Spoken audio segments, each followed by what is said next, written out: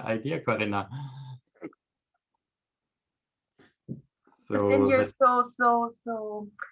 so anxious about the presentation and who is starting, and then you completely forget to switch on the record. So I did. So you already switched on the recording. That's cool. So yeah, it's always good when you are presenting in your own session that you're sharing, because then you're thinking all the time about your own presentation and you forget the stuff that you need to listen to the others and be a proper host. So sorry about that in advance. So I think there are still 21 people not assigned to any of the breakout rooms. So yeah, let's wait some more seconds. I already see Marie-Sophie. Good morning. Good morning. Good morning. So you will be the first speaker, and yeah, I guess you're already well prepared. We just wait a few more seconds to a quick introduction, and then I hand the screen to you, and curious about your presentation. Then Martin will be the next one. Then it's myself, then Markus, then it's you, Corinna, and in the end Franz will give his presentation. So we have a pretty dense session with a lot of interesting presentations. And I guess that's I'm just guessing, but it's a solely Austrian presentation, no? Because it's Team Day Austria. So yeah, I know, but still, I mean, it could be. Oh yeah, because it still could be. In our session, you're right. Mm-hmm. No, it's I don't know Franz Fiedler, but I guess from the name Franz that it could be that he's Austrian. Yeah, I would be a good indicator. So there are only 11 missing, so I think we are about to be ready. That everyone is there. So welcome everyone to session 2 of Friday is Team Day Austria. So let me quickly introduce the hosts. So Corinna is the host. Corinna, do you want to say a few words about yourself? Yeah, of course. So I'm from Linz, Austria, and my field of study is in digital literacy in Austrian lower secondary education. So you will hear about that today. And I'm also a PhD student, but in computer science education. Cool. Thank you. And thanks for sharing the session together. And welcome to everyone. I'm Clemens. I'm also a PhD student in Linz. I'm also from Austria, and I will also present my work this morning. And the session will be recorded. Corinna already pressed the record button, so everything is online. Please, if you don't want to be recorded, just switch off your camera, and just in case. And then we should be good to go. If you've got any questions, please just type in the questions in the chat, and we will also ask for questions afterwards. So you can still always add your questions in the end.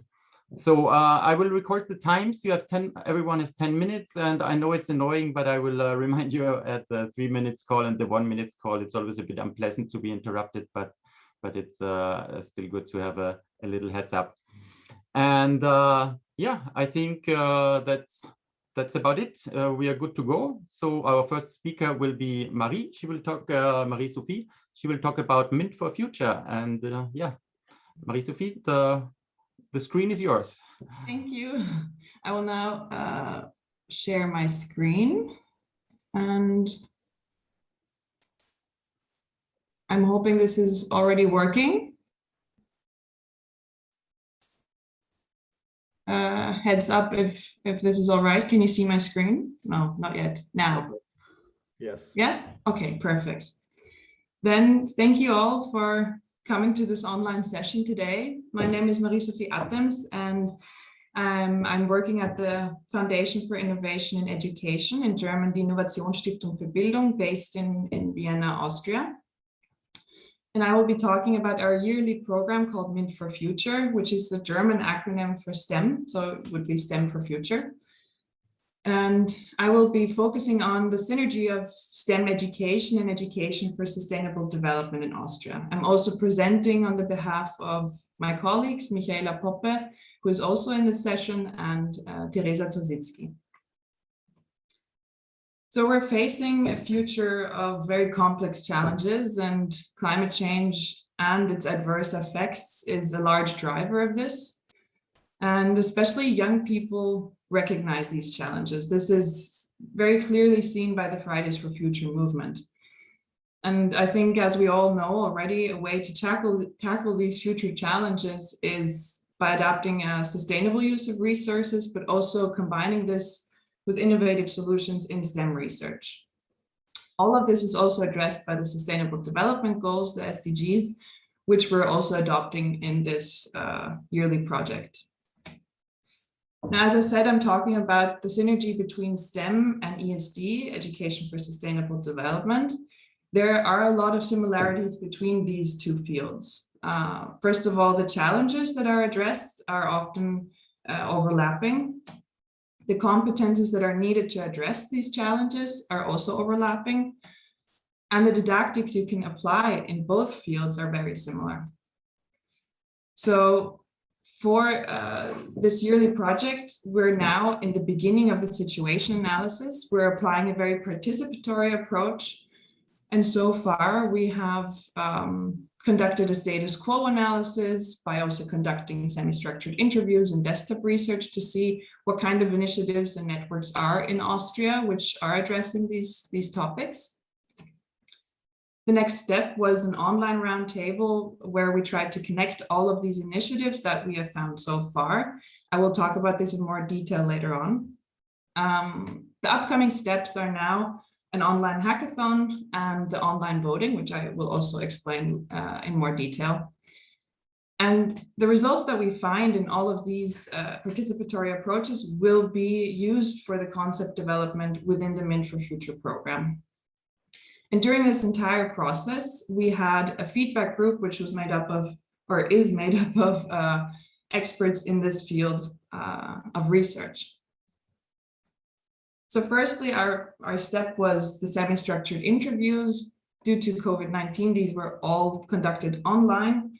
And we're now at approximately 63, or I think even more now. And as you see, the participants came from very different fields of expertise, from university or higher education, from initiatives or administrative departments and companies, but only very few from preschools and schools.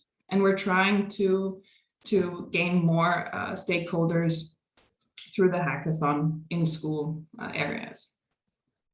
The next participatory approach was the online roundtable. Here we had 58 participants, and these people had the possibility to network and interactively work together into online workshops. A lot of the participants were experts and people that we've gotten to know through the interviews. The first workshop focused on the educational path of a fictitious child, and participants were to identify helping hands and invisible walls that can influence the decision to work or study in a STEM or ESD field later on. And workshop 2 then focused on these identified invisible walls and how we can find measures to counteract these invisible walls. As I said, the upcoming step is an online hackathon. A hackathon is an event where groups can intensely work on a defined problem. It usually comes from IT. And here our goal is also to incorporate schools and youth. The registration is still open until the 6th of June. And we're aiming at teams of 3 to 6 people, where one person is in education. And here we're trying to address school groups and classes as well. And a goal for most people will be to get into the online voting to gain how should I say, visibility online in Austria. And also a small motivation is the 400 euros for each group. And the concepts that are best, I would say, will be integrated into the process of the Mint for Future at the foundation. So the topics of the online hackathon are based on the results that we have received from the discussions, the interviews, and the roundtable. So the first topic is really how can you integrate STEM and ESD from an early age on, so focusing on preschool education, because we've seen that children do like to experiment, they are interested in technical subjects. The next topic is how you can integrate SDGs and STEM in school didactics. How can you make this more lively and interesting and more related to your everyday life? Another topic which we came across very, very often was STEM and gender. So how you can motivate women to increasingly choose STEM subjects. Another topic were the career choices of young people. How can you make green and eco-tech jobs more visible and thereby motivate young people to get into these jobs? The last topic is open. So any group that wants to address a specific topic is free to do that. We already have an idea for integrating STEAM, so integrating arts into STEM education in Austria. So I think this will be very interesting as well. Marie-Sophie, you have 3 minutes left. Yes, all of our research has shown that there's a vast amount of studies which are addressing STEM and ESD research in Austria so far. This is rising, and our research has shown a numerous amount of networks for STEM, ESD, and addressing gender. I'm just showing you an overview here. And also a lot of school networks that concentrate on this topic. So we have seen that a necessity is to create synergies between these initiatives and collaborative action to work together, especially to address topics which are points of action for us, new curricula and didactic approaches in STEM subjects, fostering key competences, also focusing on career guidance, strengthening research in this topic of STEM and ESD research. An interesting aspect is including extracurricular experts in schools, generally creating a barrier-free access of STEM and ESD. I think a point of action for everyone would be lifelong learning and establishing this. As I said, connecting all these initiatives to create synergies, an idea being STEM and ESD platforms, a general societal transformation concerning gender sensitivity based on STEM and ESD research as well.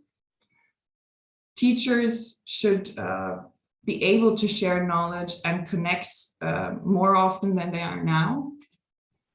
And also open structures between companies and educational institutes could improve STEM and ESD in educational systems. So as I said, extending STEM to STEAM to promote transversal skills and digital competencies, critical thinking, problem solving, and also management and entrepreneurial skills. And I think largely the cooperation with non-academic partners is necessary. So instead of looking at A for arts in STEAM, we're looking at A for all. So blending of multiple subjects like ESD to enhance learning. And we want to thereby push towards creating a new way of thinking, engaging in a multifaceted and inclusive way. Thank you all for listening, and I'm looking forward to the discussion. Thank you, Marie-Sophie. I missed to give you the 1 minute call, but you were so perfectly in time that that I didn't see any necessity to interrupt you. So thanks a lot for your presentation. It was really interesting. So are there any questions from anyone to Marie-Sophie about her work, about the presentation? Anything of special interest? Please just raise your hand, and I should be able to see it, or you can also type it in the chat if you want. Yes, Thomas. Please go ahead with your question. Okay, now you should hear me. thanks for the presentation.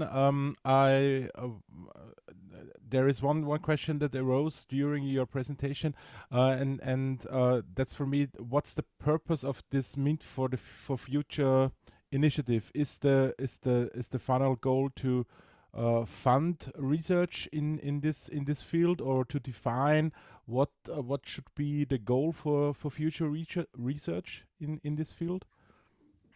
Yes, thank you for the question. So the foundation has the goal to collaboratively see what kind of topics or issues are important right now and which should be addressed. And the idea is then to embed these ideas in a solution-oriented way. The last projects resulted in co-foundations, which doesn't mean that this project will as well. Mm-hmm. We're working very open-ended, so we're still in the beginning, and we're trying to see what kind of solution will be best, and whether such projects will need co-financing and so on. So we're still very much in the beginning of the project. So it's kind of an agenda setting. Exactly. We will see what is needed and go from there. But we're as a foundation, we're too small to embed this project in our foundation. So we're trying to find a place for it. Okay. Thank you very much. I understand. So just continuing with that. So you are kind of networking and bringing together the good ideas and other founders or other agencies that could found the ideas that you evaluated as suitable and as manageable. Did I get that right? Exactly. We're trying to now establish a network of experts and partners and see what will be possible. Okay.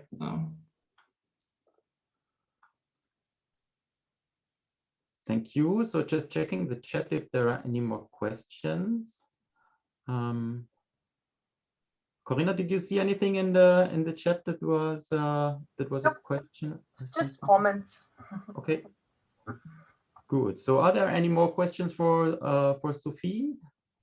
Sorry, for Marie-Sophie. We have No problem. we have 1.5 minutes left for the discussion. If there should be any more upcoming points. If not, I thank you a lot, Marie-Sophie.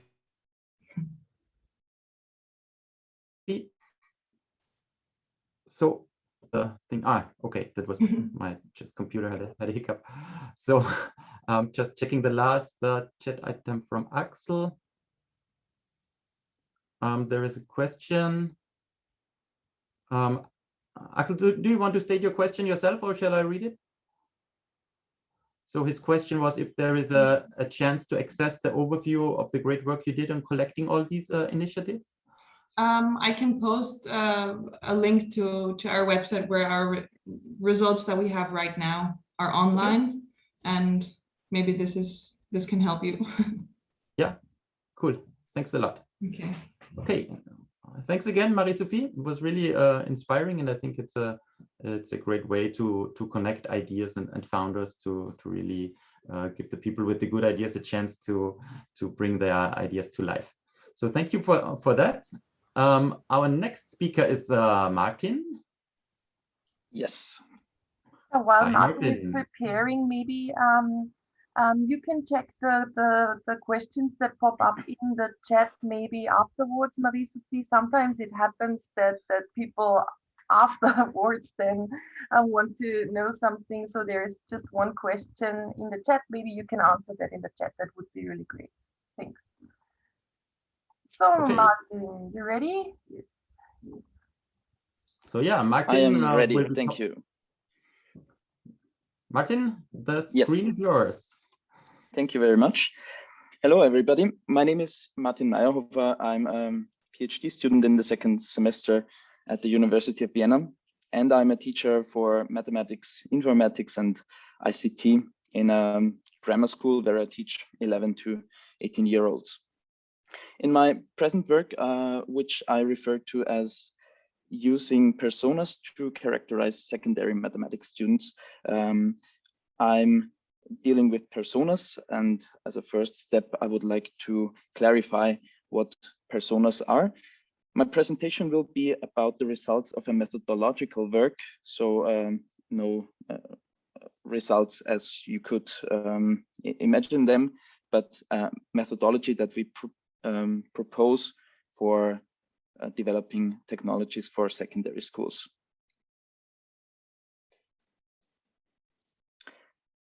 Okay, so personas, let me give you a definition of personas from authors of a work in which personas are applied. They say personas are profiles of imaginary people that describe the behaviors, motivations, frustrations, and end goals of target users of a product or service. So it is about the characteristics and needs of users of a product or a service. For you to get a rough idea of how personas could look like, this is what we came up with. So it is a table where certain characteristics like goals, needs, challenges, and problems are addressed. And this is more abstract than the actual persona. So you usually give more detailed phrases here, but this is the structure of personas. And you also have description, a lively description in words about the group of users that is behind this persona. Just let me quickly point out some grammar on this. We call personas the plural for persona. So it is a persona and many personas, because this is not always clear where it is coming from. Personas are a methodology from user experience research to support user-centered design. And so far it was applied mainly in marketing, in the development of graphical user interfaces, and in tertiary education. And in our project, we are trying to introduce personas to secondary education. This is joint work with Robert Weinhandel, Toni Houghton, Scholt Lawitzer, Michael Eichmeier, and Markus Hohenwarter that I'm presenting to you. Some theory in advance. The goals of personas, as I already said, is to provide developers with representations of their target users. And having the characteristics of the target users in mind should facilitate for developers to imagine how users might interact with the product that they are developing, and what features they need most to achieve their goals. Personas should make target user groups relatable by, so to say, putting a face on the customer. As a consequence, empathy should be promoted, and the developers should not only think of what they would need when they use the product, but have somebody in front of them in the shape of a personas as a description for the user group. And finally, they should be able to consider user needs in the design processes systematically, in the way that the personas personify the research results. And you might agree with me that research results are not as easy to relate than descriptions of the personas that are derived from the research results.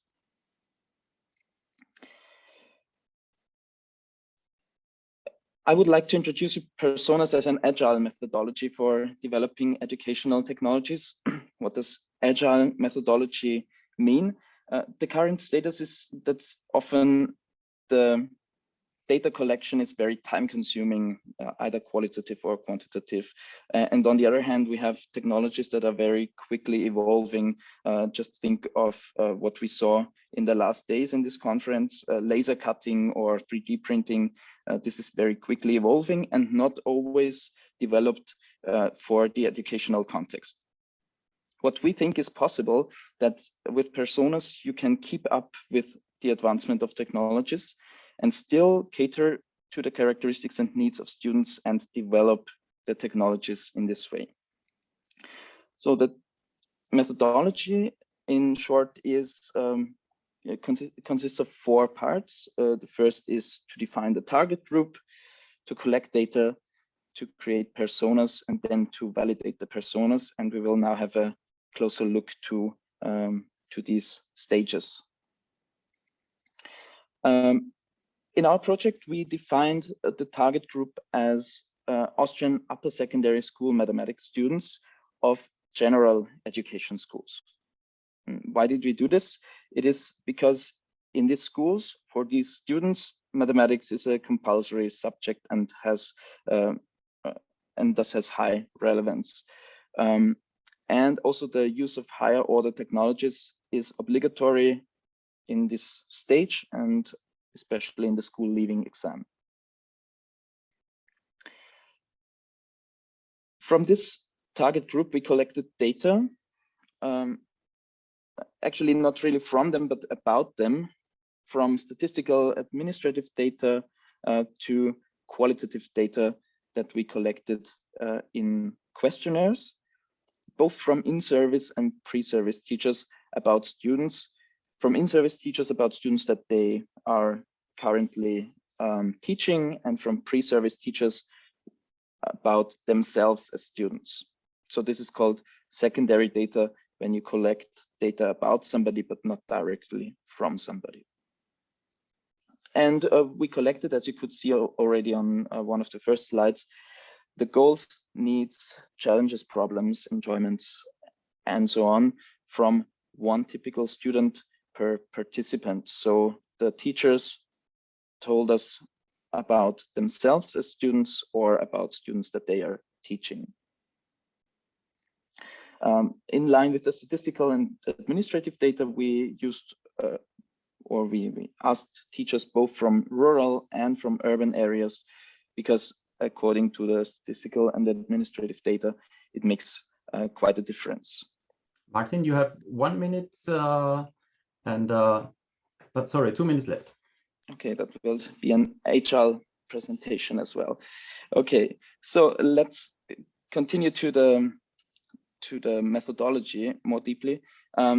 We collected the questionnaires, and 2 researchers of us then clustered these questionnaires where they thought these single questionnaires are similar to others, and we can group them together to make them more abstract.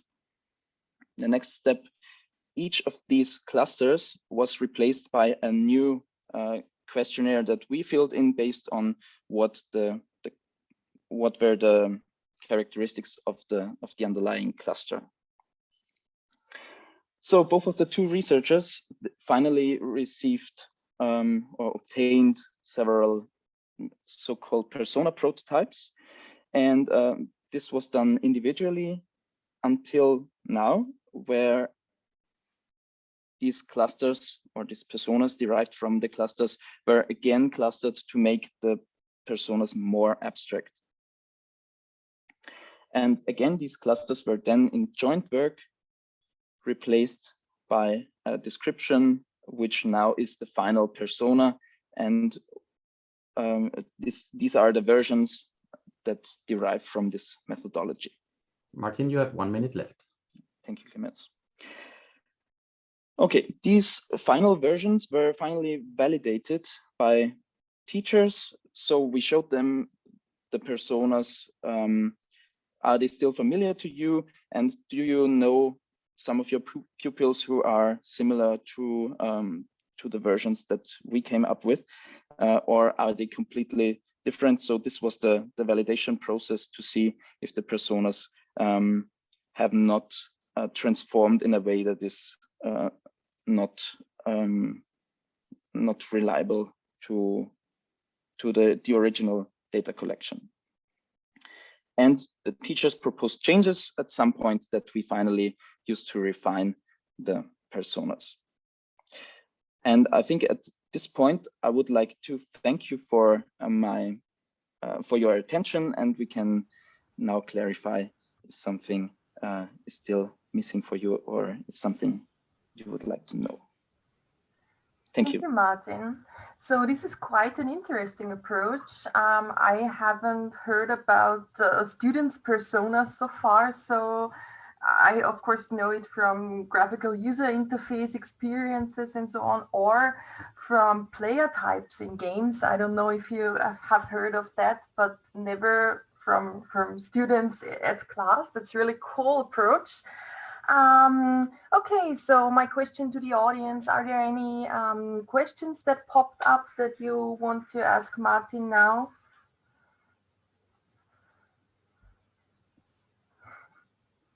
Always takes some time to rethink the topic. We all know that, and then someone puts it in the chat afterwards, so that's also okay, but raise your hand if you have anything to say.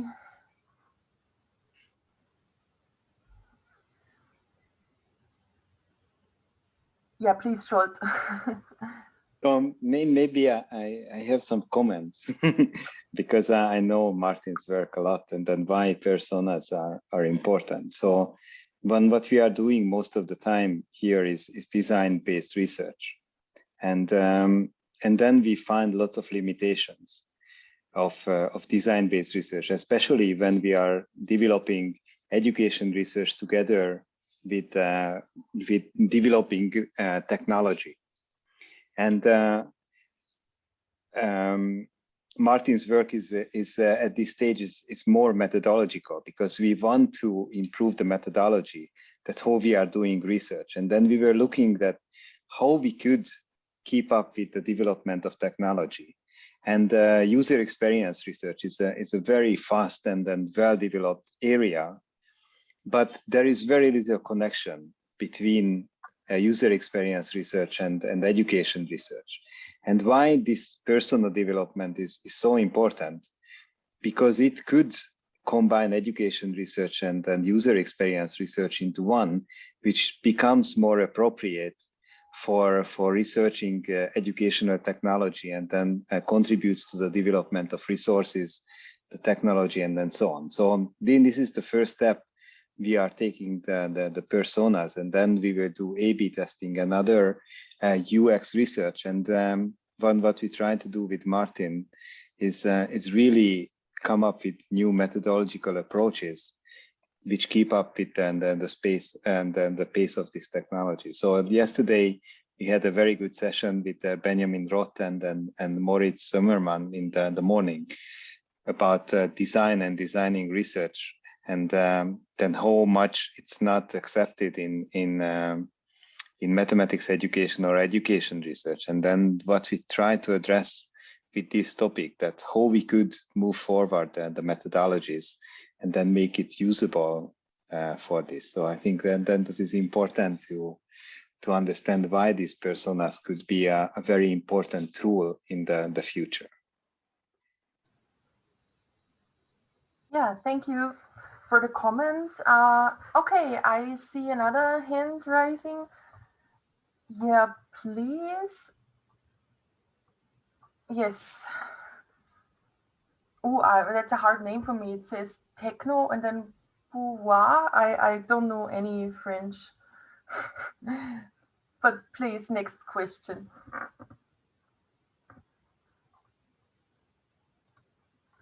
Or maybe that was a mistake. I don't know, but you can unmute yourself now if you have any question. Okay. Still, if there are any questions coming up later on, I think Martin can then answer them in the chat. And we will move forward to the next presenter. So let's welcome Clemens as a presenter and not as a host. And he is talking about his tutoring training. Some of you might know already a bit about it. I've heard lots of interesting presentations from Clemens here. And today he is presenting his approach for rapid competency acquisition. So Clemens, stage is yours. Thank you. Thank you, Corinna. Yeah, I'm talking about my PhD thesis that I'm doing in Linz. So it's about supporting children in need with free tutoring. And it's combined with a service learning approach for upper secondary students and adults. And I want to focus in my presentation now on how I designed the expert tutoring training, because it's all about the design in this conference. And I want to explain you the model-centered instruction approach that I used for rapid competency acquisition. My agenda is that I will start with the problem, then I will give you a short overview about the research that I'm doing, and then I will focus on the design and especially on the training design before I wrap it up by then having a look if my design kind of worked to solve the problem, or at least a part of the problem. So let's focus on the problem that we are talking about. So you see the socioeconomic status of the family and how that influences how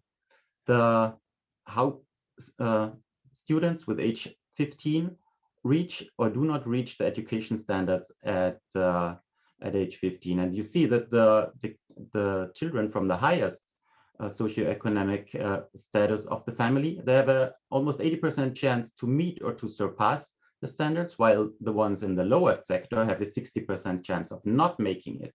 And this is, of course, a huge difference, that if you are born into a family of the lowest socioeconomic status, you already know at the beginning of your school career that you have a very little chance to acquire the competencies that you will need afterwards.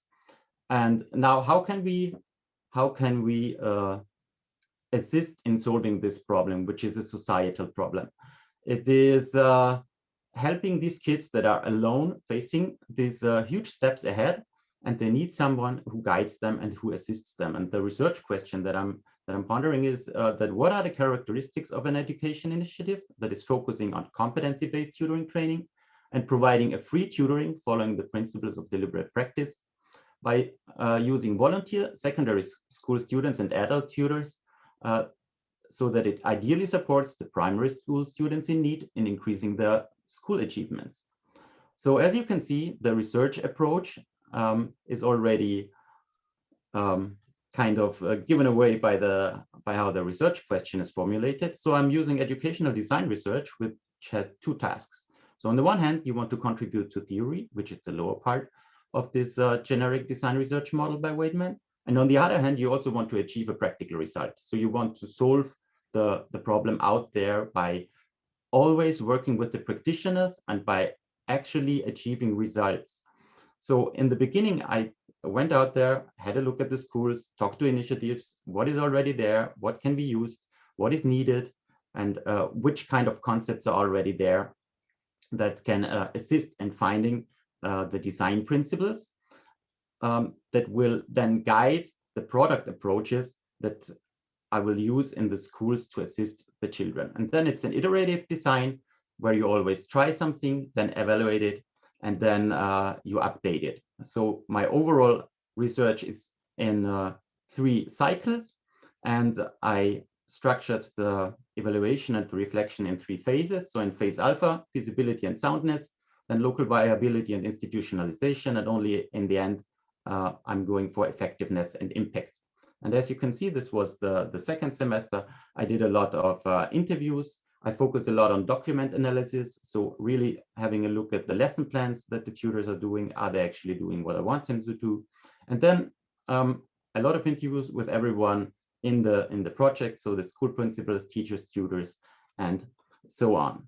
And in this semester, we will go more for the effectiveness by really evaluating if we were able to help the children out there by doing standardized reading tests, by interviewing the parents, the teachers, and everyone in the project to see if we achieved our goals. So this is the approach. And as you can see, the design that I will use and that came out of this first phase is what I will present you next. And you can see that it is a cooperation of a primary school that is kind of nominating the children that go into the tutoring initiative, and with a secondary school because in the secondary school, it will be an elective subject from next semester on. Until now, it's only voluntary.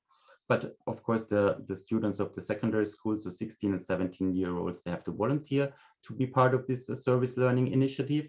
And I'm also having adult volunteers, either directly from the society, or I will try to go for cooperations with the industry in corporate social responsibility projects that are then doing the tutoring training and assisting the children in a tutoring, in a one-on-one tutoring 1 hour per week.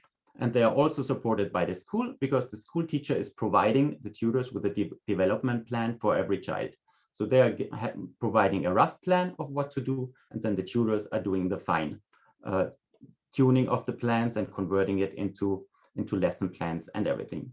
So the tutoring training itself, what does it need to look like? Because now we have volunteers that have no pedagogical experience or anything, and they are about to tackle one of the hardest problems in education. So they want to assist children that really have no one that helped them in the past. And just to have a quick look of what the initial status was.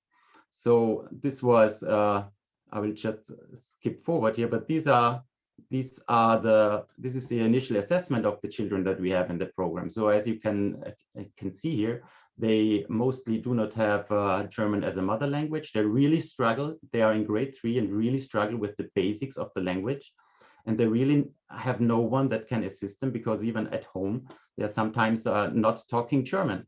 And other kids are still struggling with correct sentences. They are incomprehensible because they're still lacking the basics of the language. So this is the problem that my tutors are now struggling with. And I tried to come up with a training for them that really gives them the competencies that they need to help these children. So I'm doing a basic training course of 14 hours, and then they're having a guided practice phase of 1 semester. And in this course, they're also supported by a subject didactics expert, which is a retired teacher that always supports them in all these matters. So the basic structure was designed by trying to achieve a perfection in training by just doing a very compact training, because we have volunteers, and I wanted to give them a quick training, but still giving them the competencies that they need to solve this. So it's 5 modules. The first one is they have a flipped classroom session in the beginning that they're doing at home. And then in the first one, they are already getting this model of teaching and learning, which is the basis for everything that I tell them. So I combined a lot of what is known about teaching and learning and tried to come up what are the denominators, the common denominators, by comparing a lot of approaches. And then I brought this into a visual model and explained them how everything is linked up, and how a child learns and what they need to do as a tutor to facilitate this learning. Then they deepened it in module 2. In module 3, they really got some tools in their hands that they could use to now start preparing their lessons. So everything, all the principles that we had in the model is now also in these lesson planning templates, and helps them in really guiding them through this process. And then in modules 4 and 5, they are actually practicing the sequences. In module 4 with each other, and in module 5, I trained actors. So kids as actors who are then acting in these sequences and trying to give them a tailored training. This all is based on a decision-making approach. So how do people make decisions, and how can you prepare them for making these decisions? It is by giving them the expert mental models. So how do experts view the world, and how do they make sense of the world? You give them the action scripts of how experts actually work out there. And then you provide them with schemes, which are prototypical states of this model. And by doing this training, you really give them a very intensive training where they're able to quickly pick up the mental models and the action scripts of the experts. And then also in the guided practice phase, it is all about always keeping them talking to each other, giving them feedback on what they are doing hospitations, meeting again with the teachers. And this is all about really always keeping them in the cognitive associative phase by always having them think about what they are doing out there. And of course, we had to change everything due to the pandemic. We flipped everything to distance tutoring, but this really worked well as well, because they were really at a very good stage. Only after 4 weeks of tutoring that they were really able to quickly convert to distance tutoring. And yeah, we really had good results. Just giving you the final evaluation of what one of the kids was able to do. You remember the kids that struggled even in talking, and the tutor was really able to help him in that. He focused on him. He gave him a tailored training. He focused on his reading. They read via the computer, and even with that, with the limitations of distance tutoring, we still got some really good results with the children, and could really help them in going ahead with the school careers. I know I'm a minute over, Corinna, thanks. And the overall evaluation of the project also worked pretty well. We have still some things to do, the things in orange, but yeah, the things in green really worked fine, and looking forward to further improve it. And sorry for being a bit over, but now open for questions. No problem at all, Clemens. You don't need a host. You can do both at the same time. Thanks for your presentation. You did a lot. I noted, and we see that now. Maybe there's some questions, because it was a very compact presentation, of course, now.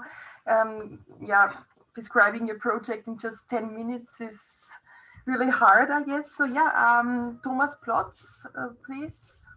Yes, thanks very much for the presentation.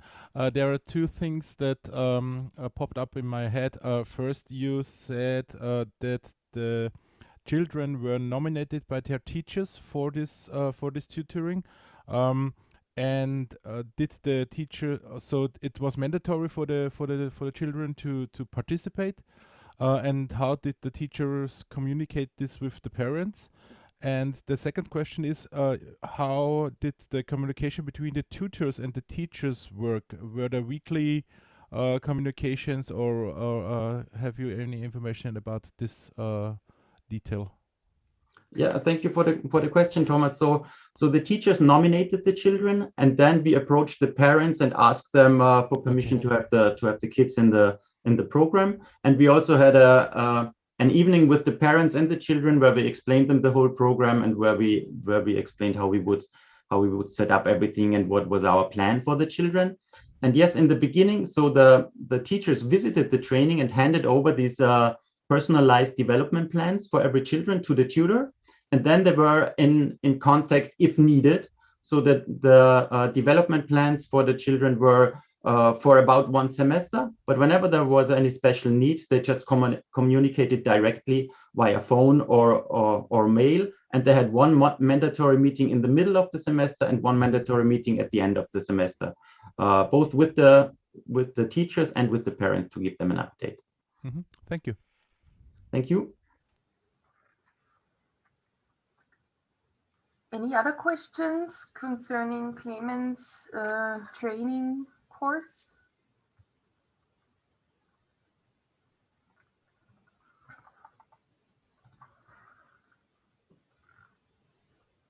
I have a question. Sorry, I just didn't find the hand symbol right now. Okay, Clemens, do you think your work can serve as a template and can be taken easily for a similar context, or was it developed in a very special context? Is it?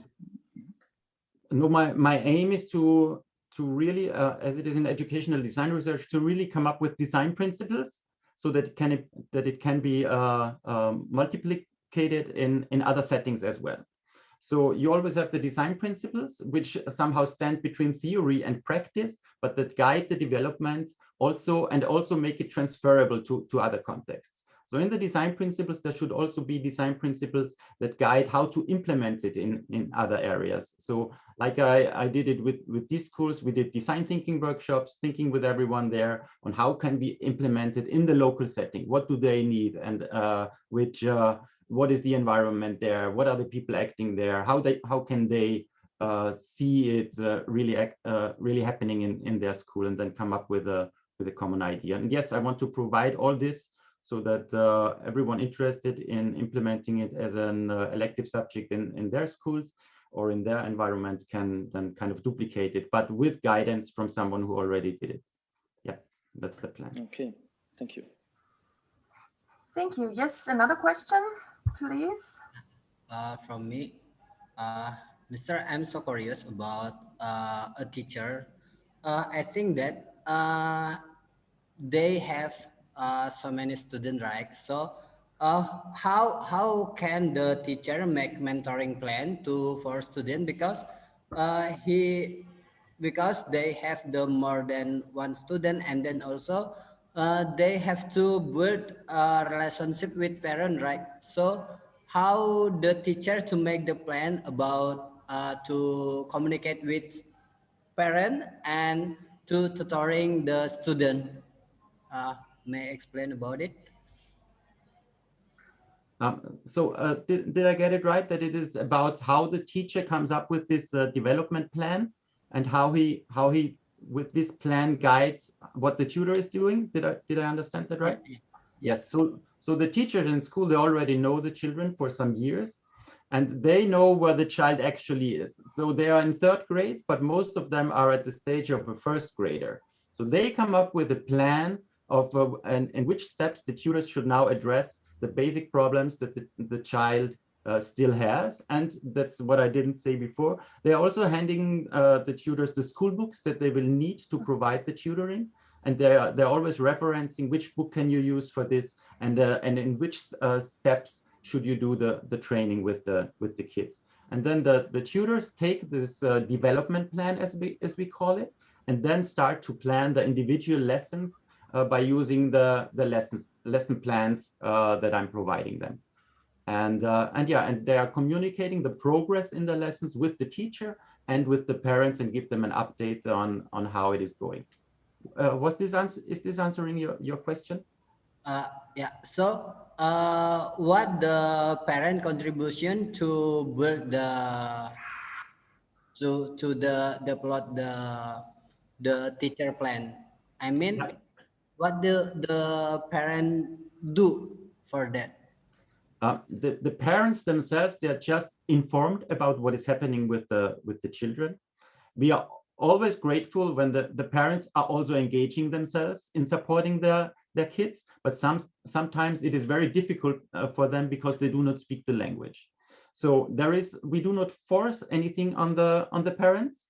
So basically they are just informed, but in some cases we also had it that the parents are really active and trying to support the children, and then the tutor communicates much more with the parents and aligns what they can do at home and what they are doing in the tutoring lessons. But it all depends on how active the parents are. We are not forcing anything on them that they need to support the children.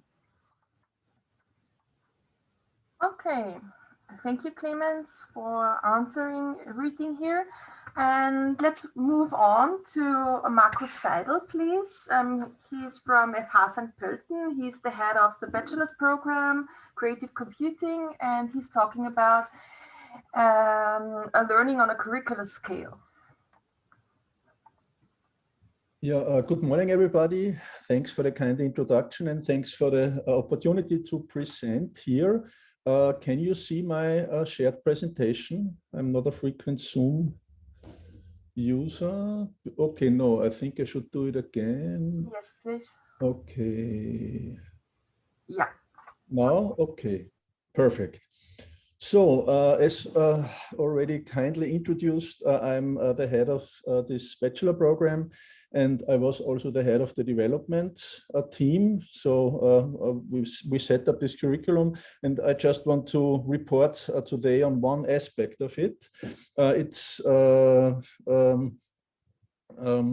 practical computer science bachelor for human-computer interfaces and tries to span the complete bow from the front end and to touching the back end.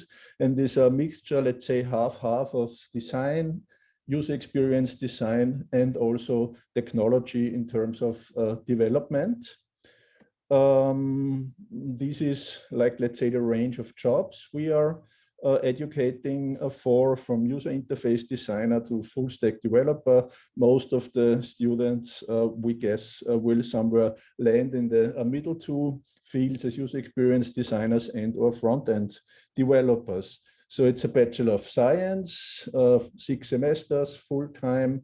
It's an English bachelor program, and we have 35 study places for each year, and we are admitting about 50 students per year.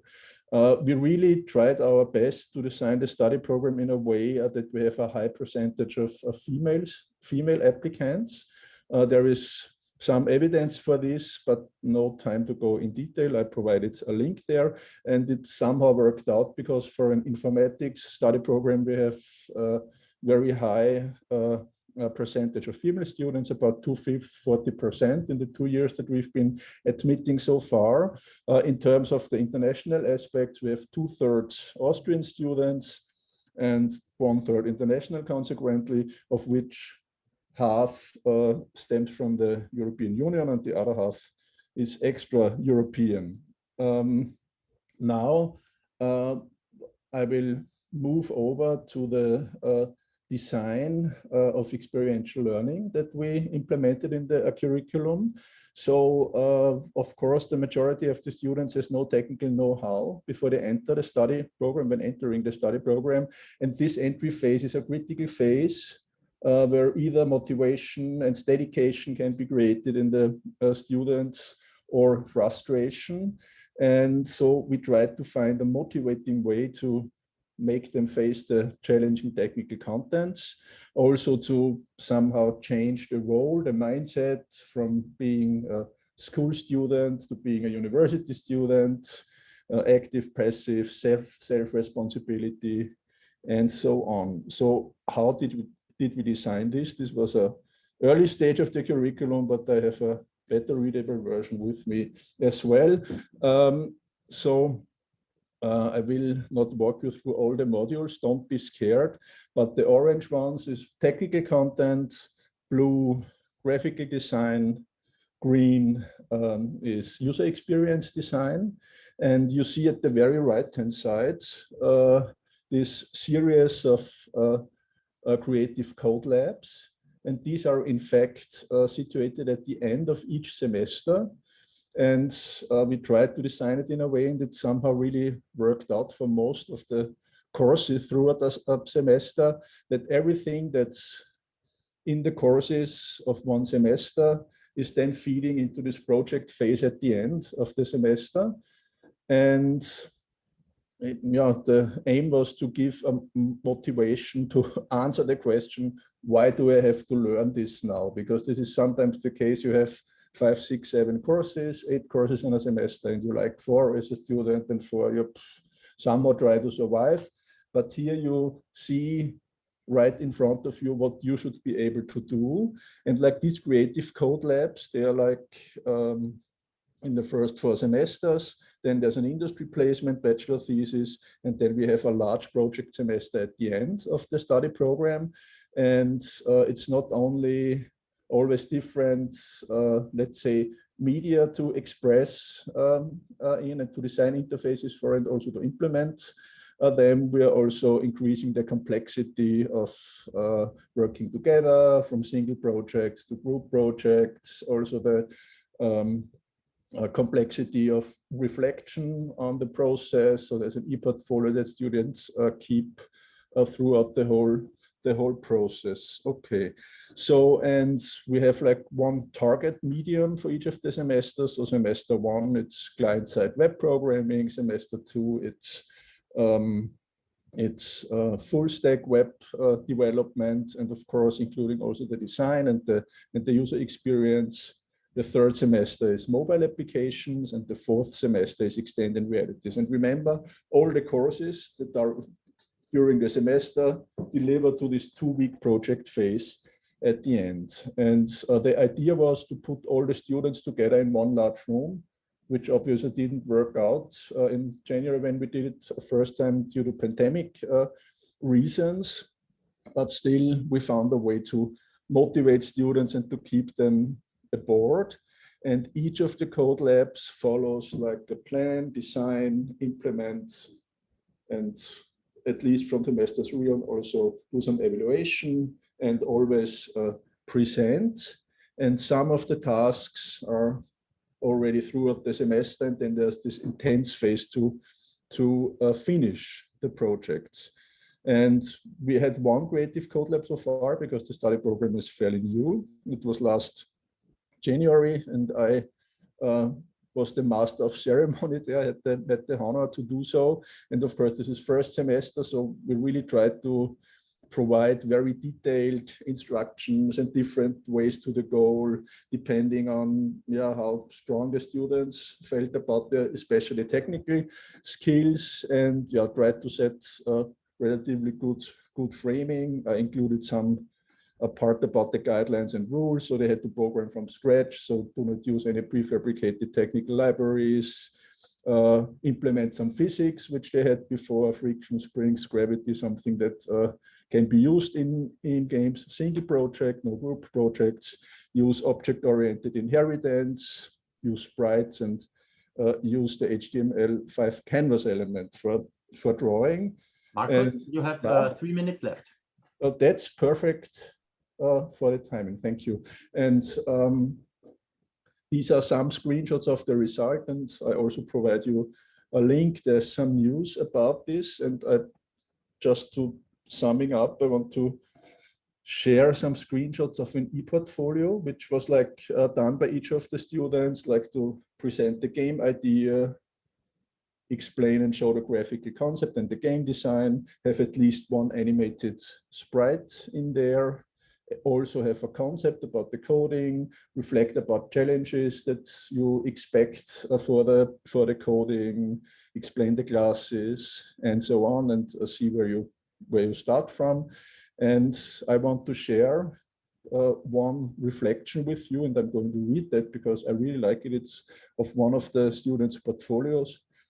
In conclusion, I really enjoyed those 2 weeks, and I'm incredibly proud on what I managed to achieve in that short amount of time. I think I never felt that enthusiastic when it came to a school or a university project. Figuring out how to solve problems, creating new things, and actually building an entire game from ground up was fun and interesting every second I spent on it. Witnessing my idea, concept, and design come to life was just amazing. A few weeks ago, I never would have imagined that I would be able to program something like this. That was kind of a nice feedback, and now thank you for your attention and looking forward to your questions. Thank you for your presentation, Marcus. Really cool how you set up this project, and about the success that you had with it, and the great feedback that you got. Are there any questions from the audience? I checked the chat, but there was... Martin has a question. Oh, here, Martin is raising his hand. Sorry, Martin, please, yes, go ahead. Thank you. Thank you, Marcus, for your presentation. I think it is really, really good that you have motivation as a goal when you design your curriculum. Until the reflection that you showed to us, I was not sure if it, or I would like to ask how you managed to make it really motivating and not making them do it by pressing them. So by establishing dependencies. So you have to pass this one so that you don't have to repeat a semester. So as these individual parts are all connected with the last part of the semester that you showed us. How are the dependencies between these parts, and how did you manage that it is not pressure but really motivation? I mean, we know that there's intrinsic and extrinsic motivation, and in the best of ways, it's only intrinsic. But of course, there's always also extrinsic motivation when having to perform in your studies. But maybe I did not clarify this well enough. So it was no dependency that you had to have finished all the courses from the semester to go into this laboratory. And also this creative code lab is like a normal course where you have like a second approach. And if you don't finish it by the end of these 2 weeks, then you bring it after the holidays. But I mean, as said, it was already only one time so far. The vast majority of students managed to finish. And only a few ones needed more time. So, and what I said that you will do something throughout the semester, this is all related to this one course, and there's no prerequisite to have all the grades for the other courses. I mean, we advise to do so, and also tried to get all the lecturers in line that there is a possibility to finish before that. And in most of the cases, it worked out. But you could have not a single grade from the first semester and still be in this course. But you better at least know what happened before that to really have also a chance to succeed in there.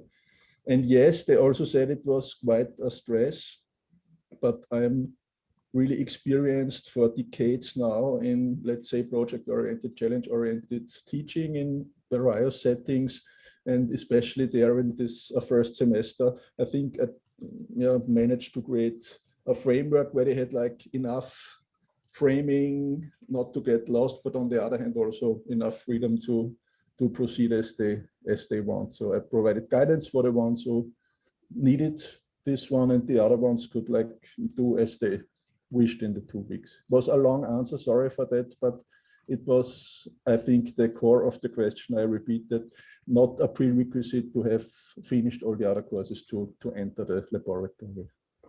Yeah, thank you. And it really shows, or also that the reflection shows that it is a mastery-oriented attitude that the student takes over, and this seems to work out really well. Congratulations. Thanks a lot. Thanks. Yeah, that's sorry. I have another question, because I'm really interested in the female students, because here at University Linz, we have the problem that lots of female students start with computer science and then drop out after first or second semester. How is this at Hassan-Köln in this special bachelor's program?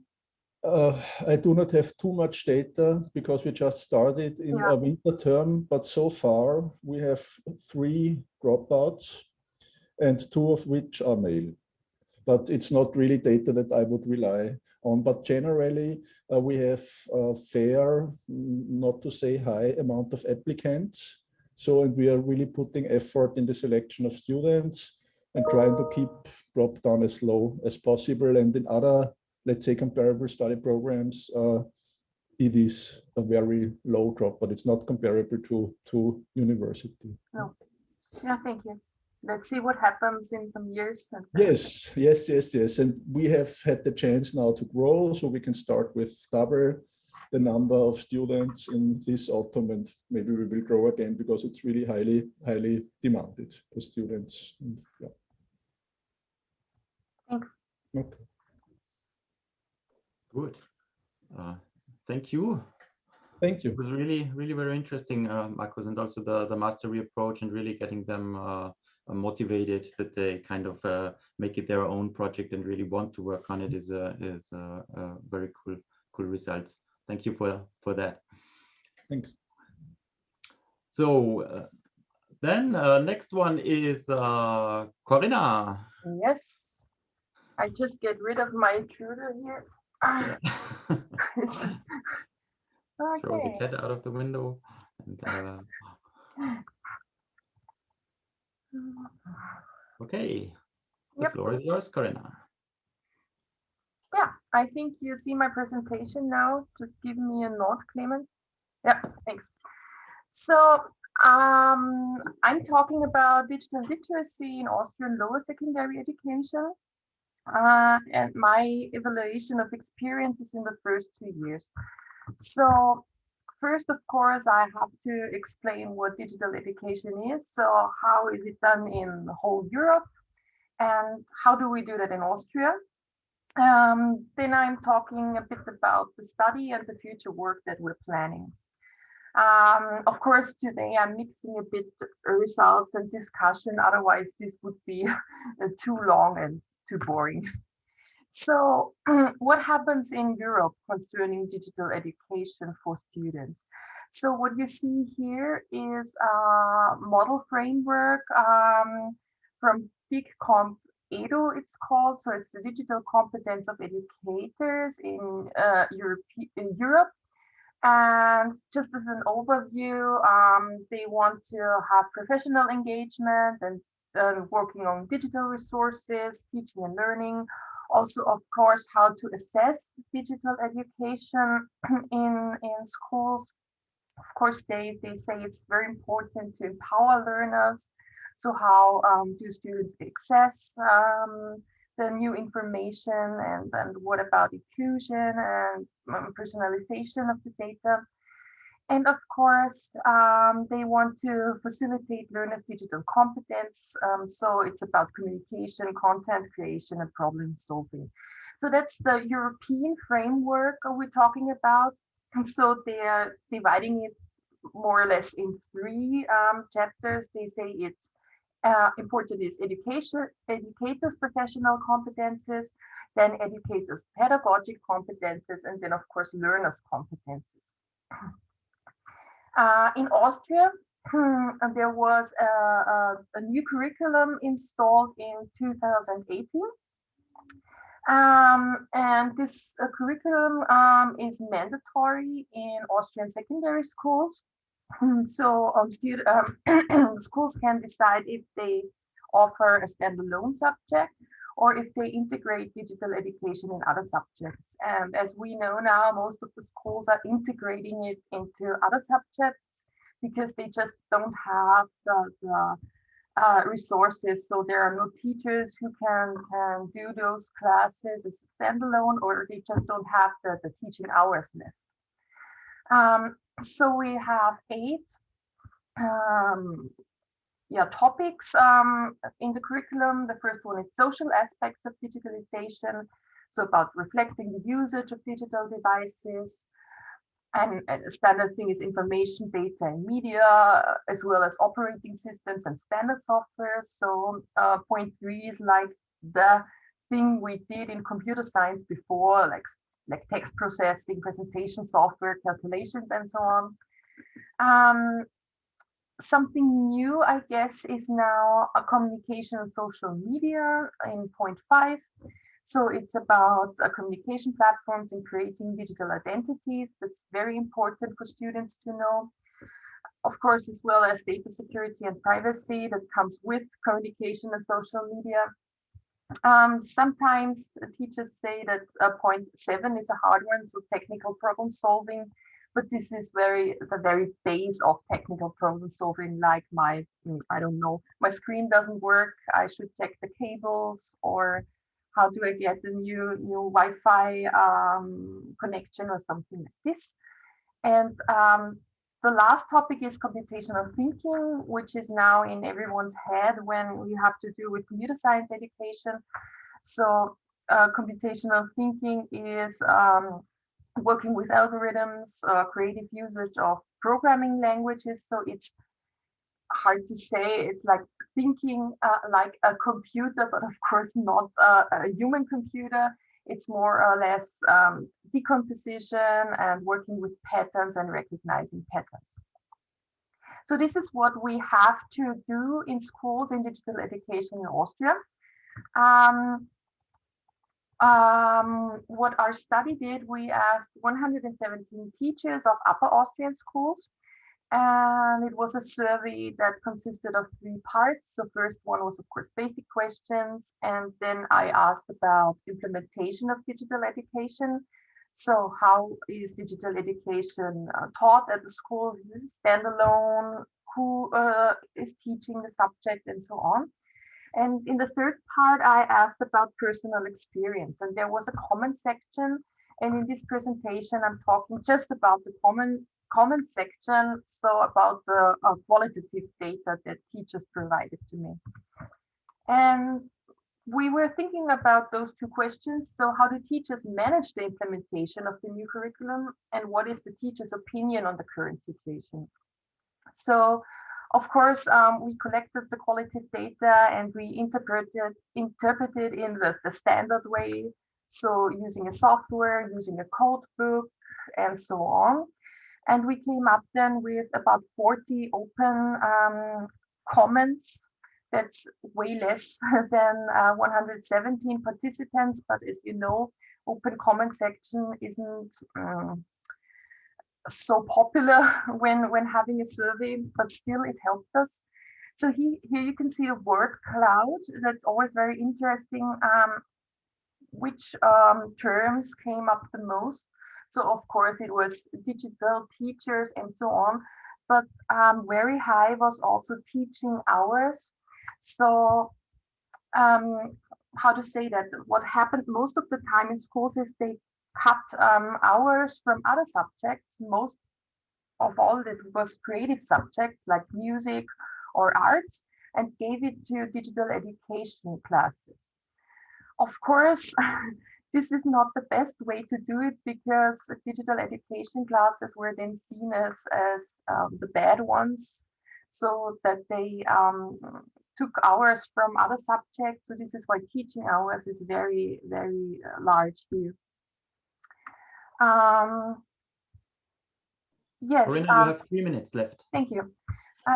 This was the assessment of the subject from the qualitative data. So nearly 50% said that that they have a positive attitude concerning the subject. Others said, well, about 25% that the subject they see neutral, and 10% say that the subject is negative. Interestingly is when we compared it to the quantitative data, we found out that in the open comment section, there was more negative thoughts about the subject, but you can interpret that anyway. So these were the respective codes we found. So we split it up in teaching hours and problems with technology and infrastructure and other problems. So as you can see here, lots of teachers stated that there are problems with teaching hours. So some said it's too few, some said it's too high, or whatever. And in the closed question, 80% of the respondents claimed that they had no problems at all with the new curriculum. But on the contrary, we encountered 49 problems that teachers have to deal with. And this seems quite a lot, considering only about 40 people filled out that open question. Yeah, what did we find out now? So question 1 wanted to find out how teachers manage the implementation of the new curriculum. And we now know that there are still people who fight with the new subject, and that there are various problems that have to be tackled. So there is not enough content, how to teach the new curriculum in other subjects, so in an integrative way. And of course, the other thing is the attitude towards the current situation of the new subject is very positive, even if it's hard to teach now. And yeah, what we are doing now is finding out, of course, COVID-19 pandemic changed our thinking about digital education. So I launched another study to find out if the rating of usefulness of the subject digital education increased due to the pandemic-related remote learning. So I heard from lots of teachers that yes, now we need a digital education because we are doing that every day now with the students. Of course, now we switch back to physical presence, but still.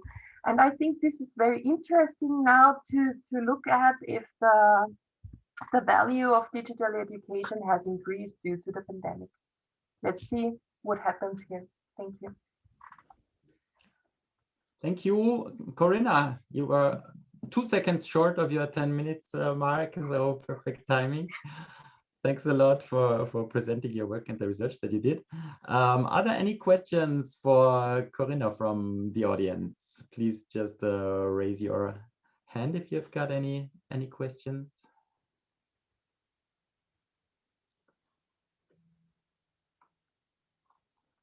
Did not see any particular questions in the chat. I tried to monitor it, but I'm not sure if there was anything. So anything from the floor, more or less, from the digital floor.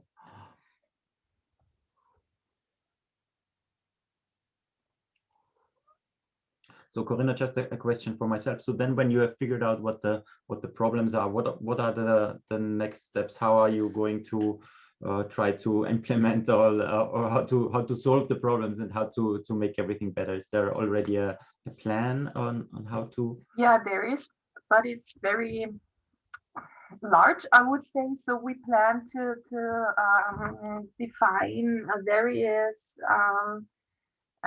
courses for how to implement digital education in an integrated way in your own subject. So now there's only material for STEM things like math. There is a lot, and physics and chemistry, but also we need to tackle languages and digital education and other, I would say,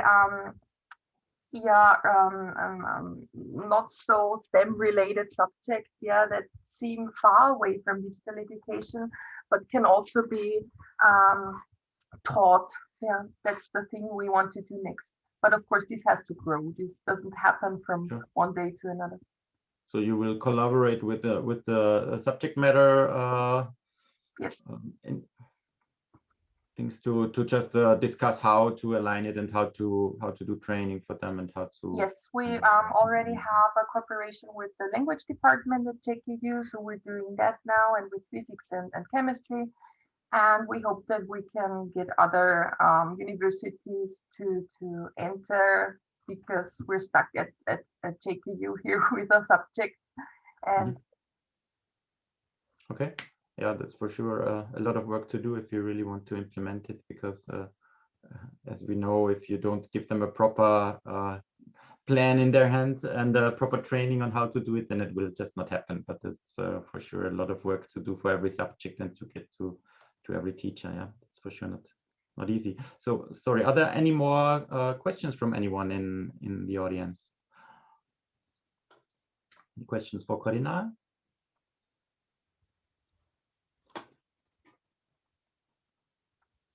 If not, then thanks a lot, Corinna, for your presentation and for answering the questions. So next would be Franz. Franz, here you are, Franz. So welcome, Franz. You will talk about using art and tech thinking to integrate the teaching of future work skills. So, so I will share. The floor is yours. So can you see it already? Yes, this looks good. Perfect. So welcome, my name is Franz Fiedler. I'm head of the Department of Media and Digital Technologies at the University of Applied Sciences in St. Pölten. And the topic I want to talk about is the combination of technology and art in order to integrate teaching of future work skills.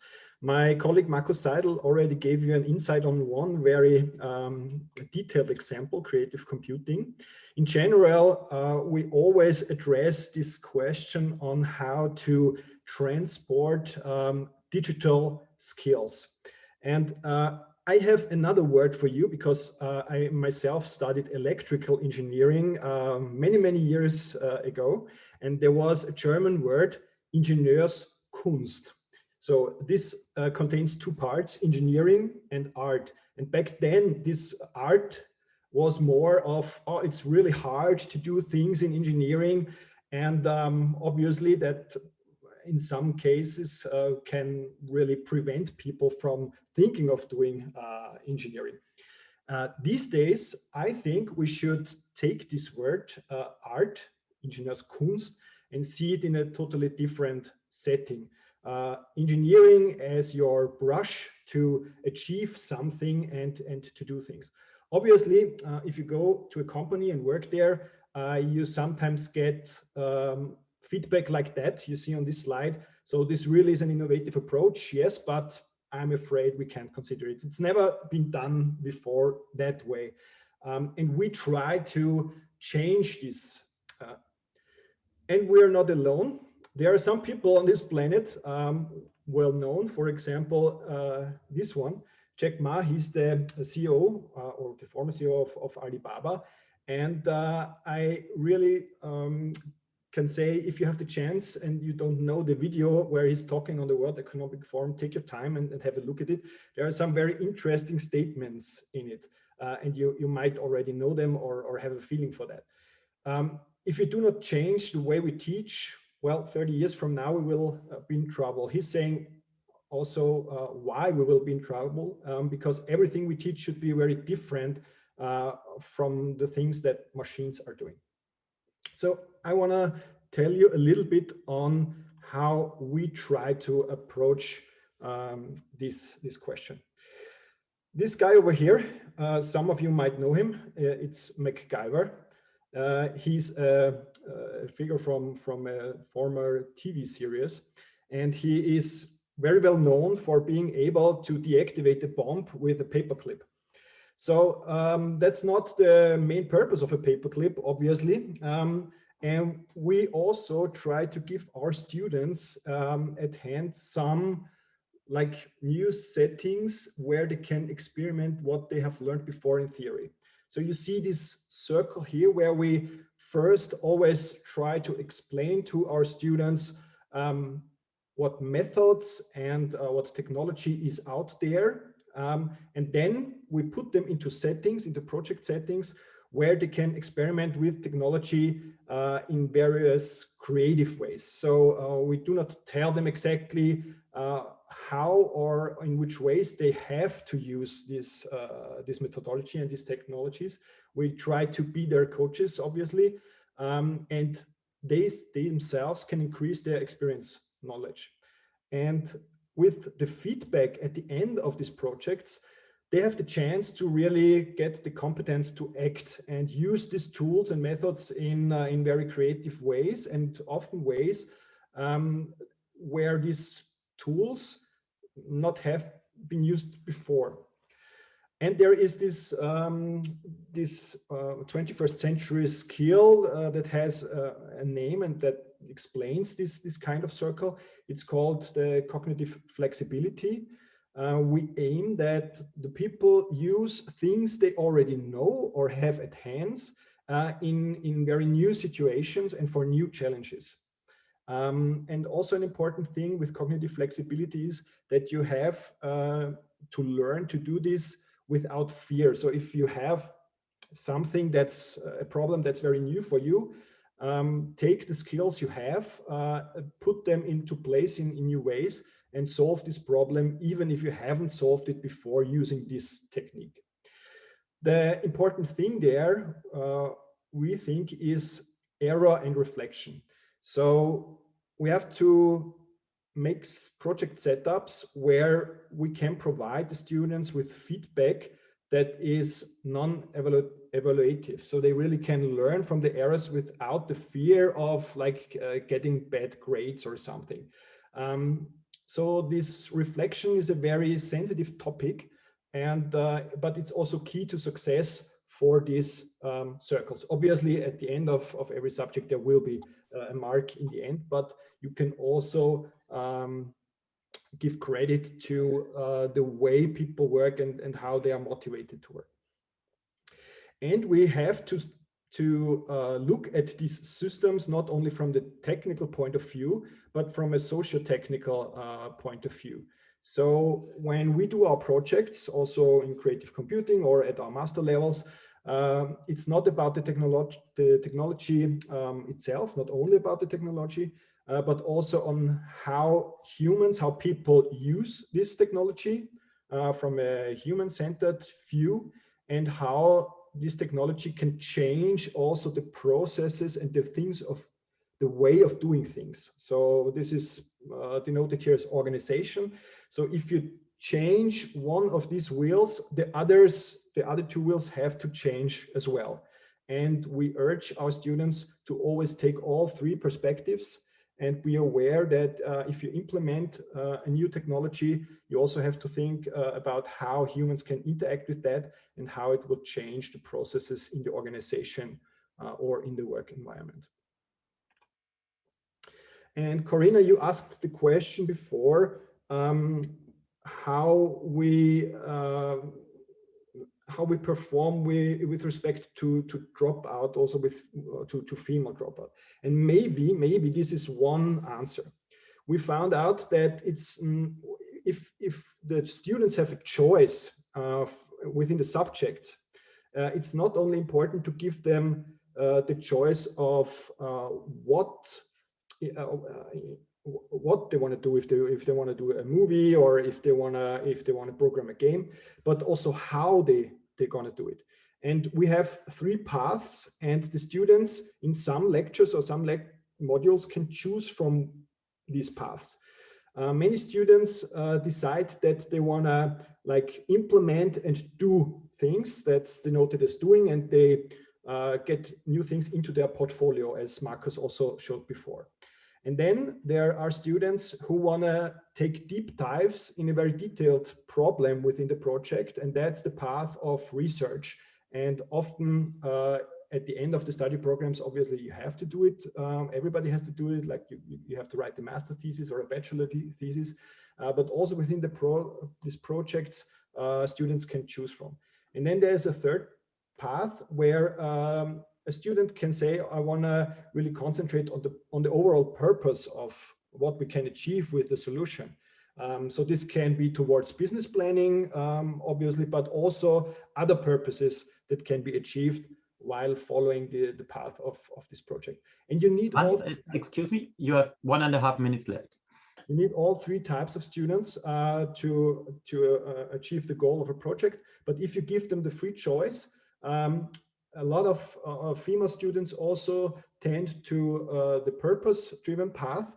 And we have the feeling over the last 3 years where we evaluated these paths that this is also key, that female students stick to these projects if you allow them also to dig deeper into the purpose-driven path. Okay, creativity as a key component, that's the final statement. We really try to allow our students to think outside the box, to define the purpose for their own. And why can we do that? The starting point is that since 25 years, we are in the field of digital media technologies, and we use this technology as our brush. We use this technology for creative ideas, but in a very profound way. And we can do that because we have a research institute that has also already these two parts in their name. It's the Institute for Creative Media Technologies.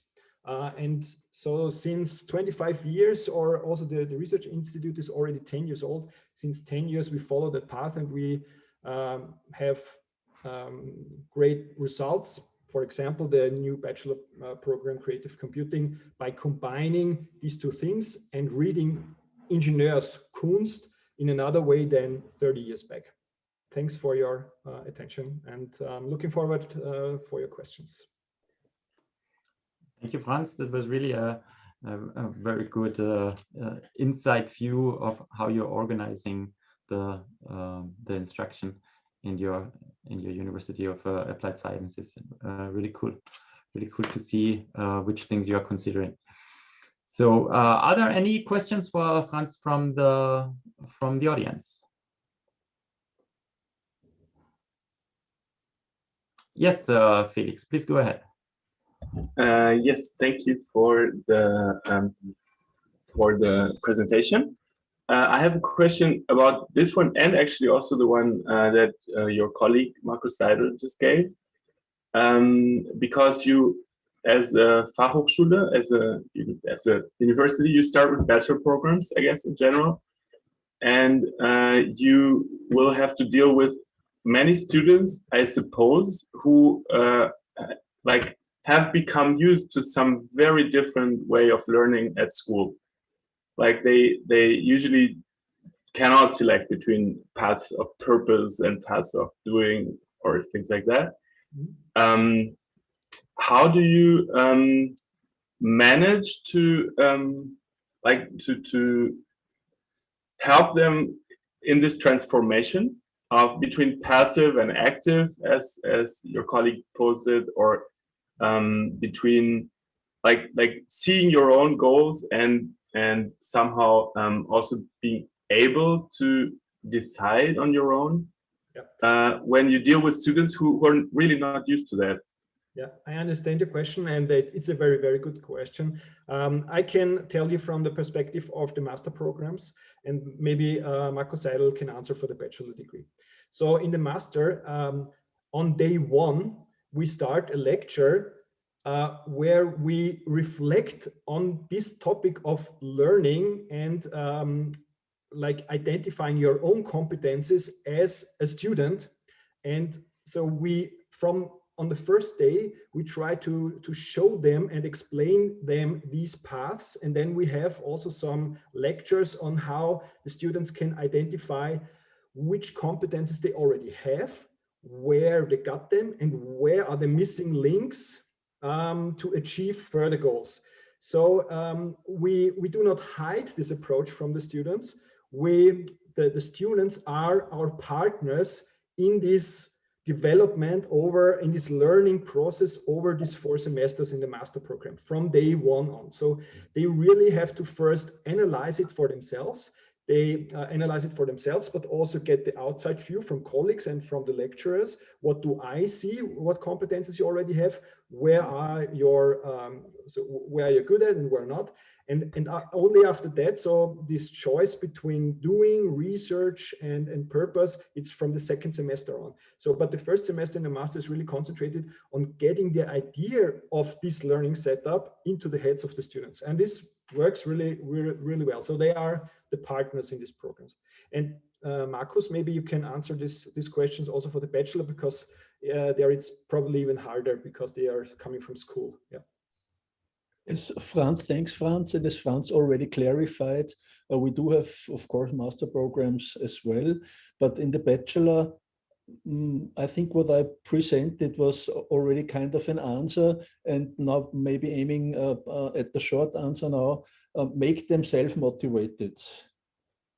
Give them, like maybe metaphorically not very correct, but give them some carrots that they really want, so that they make our tasks to their own tasks and enhance the intrinsic motivation as much as possible.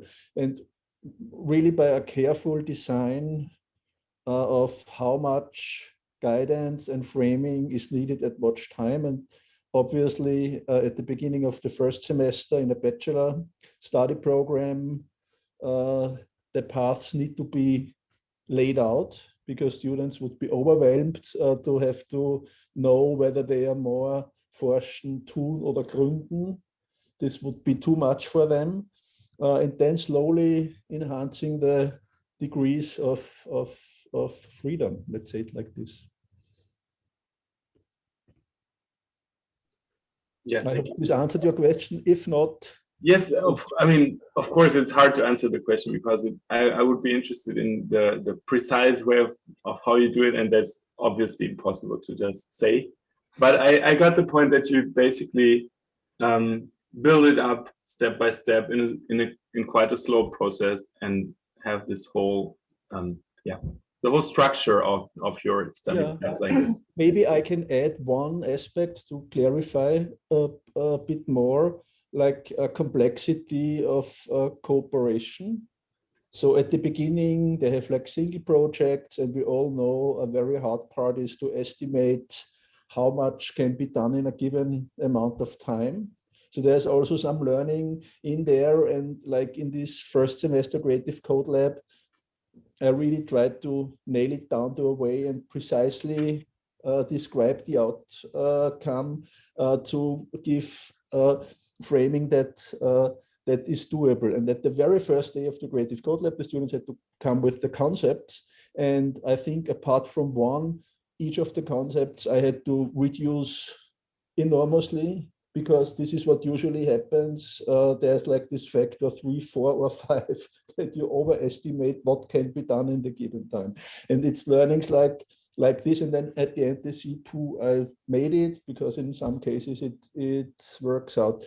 Then next semester it's possible to work in a team of 2, which adds another layer of complexity, because you not have to estimate for yourself, you have to estimate for both of you, but still it's a dialogue. Then 3, and in the project semester it's 4 to 6 students, always reflected.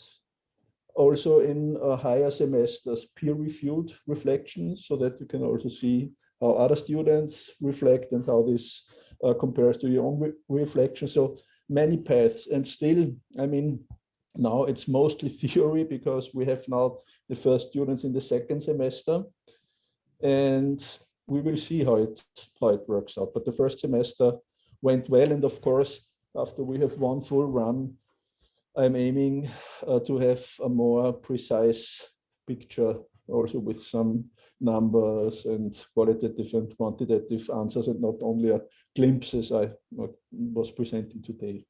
Yeah, thank you, Marcos, thank you, Franz, and thank you, Felix, for the interesting questions. I think we could have continued a while here with the interesting discussion, and I also would have been interested about a lot more details of your work, but probably we can get in touch on the individual level and clarify everything in detail. The sessions are always just very tightly scheduled, so we already ate away on our break. So Corinna, did you confirm with Scholt? I think the other session is also not closed right now. I don't know yet, but I think it would be good to close now, because the keynote by Andreas Bauer is starting in a minute. Yeah, so I think a minute should be good to have a break. So yeah, thanks thank you, Franz, for your presentation. As I said, really interesting, and I wrote down a lot of questions that I would have for you on how you actually facilitated at your University of Applied Sciences, because it really overlaps a lot with what I do from the motivational side and everything. So yeah, thanks everyone for your participation. That's the word. And for all the interesting questions, for the presentations. And I think, yeah, it was a very dense session, lots of good input, lots of, so now, sorry, Scholt is writing, we will close the room in 2 minutes. So I think we are well on time with just being 13 minutes over. So yeah, thanks a lot, everyone. Lots of cool presentations, lots of interesting work.